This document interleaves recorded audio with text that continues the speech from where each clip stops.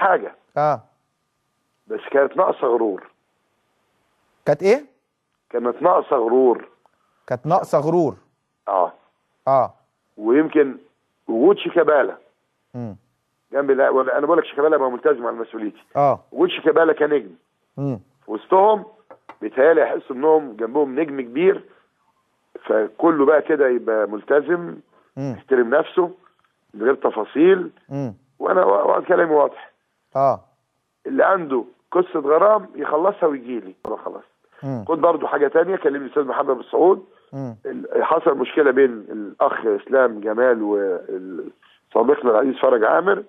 استاذني الواد يلعب في الاسماعيلي. هنغير الاعاره من سموحه للاسماعيلي. يعني اسلام جمال هيروح اعاره للاسماعيلي؟ وموافقين اعتقد. والنهارده على فكره النهارده كانوا مغلوبين 2-0 من الشرطه وتعادلوا 2-2، واحمد سمير المعار نزل غير مجرى المباراه. يعني احمد سمير كده، احمد سمير عمل مباراه كبيره شمال محترم. واخد بالك، وفريرا هو اللي مشاه مش انا اللي مشيته برضه. عشان كده بقى اي مدرب يقول لي ده يمشي وده يقعد، لا انا هاخد بالي من دماغي.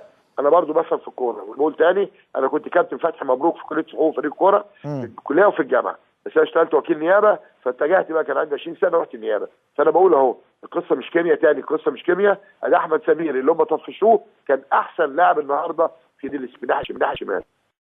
ده حماده طلبه الغلبان اجيبه من اليمين احطه الشمال، على ما احطه من الشمال على اليمين حرام. هو الولد ده مساك يا باك يمين. طيب عايز